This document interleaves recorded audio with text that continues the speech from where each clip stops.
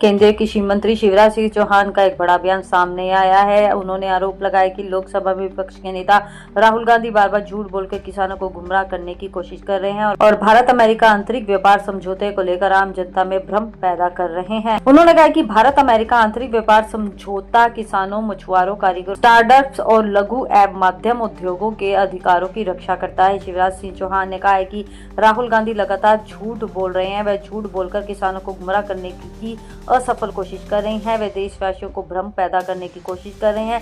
लेकिन मैं पूरे विश्वास के साथ कहना चाहता हूं कि भारत और अमेरिका के बीच हुए समझौते में देश के हितों को सर्वोच्च प्राथमिकता दी गई है। उन्होंने कहा कि हमारे लघु एवं मध्यम उद्योगों, स्टार्टअप, किसानों, कारीगरों और मछुआरों के अधिकारियों की रक्षा करी गई है। उन्होंने ये भी कहा है कि विनियमित लागत और सीमित मात्रा के कारण आयात प्रक्रियाएं किसानों के हितों को नुकसान नहीं पहुंचाती है। उन्होंने कहा कि राहुल गांधी सेब की बात कर रहे हैं। हम 55 लाख मीट्रिक टन सेब आयात करते हैं और किस आधार पर न्यूनतम आयात मूल्य 80 रुपए प्रति किलो और 25 रुपए प्रति किलो अतिरिक्त शुल्क लगाता है, यानी लैंडिंग लागत 105 रुपए है, तो इससे किसानों को कैसे नुकसान हो रहा है। शिवराज ने कहा कि अखरोट के मामले में भी लगातार गुमराह करने का प्रयास किया जाए। भारत पहले से ही 60,000 मीट्रिक टन अखरोट आयात करता है। केवल 13,000 मीट्रिक टन की सीमित कोटा ही आवंटित किया गया है। इससे किसानों को कैसे नुकसान होगा। सोयाबीन और मक्का पर कोई सब्सिडी नहीं दी गई है। इसके अलावा उन्होंने राहुल गांधी के दावे को खंडन करते हुए कहा कि कांग्रेस सरकार ने अपने कार्यकाल में आयात की अनुमति नहीं दी थी और बताया कि उस दौरान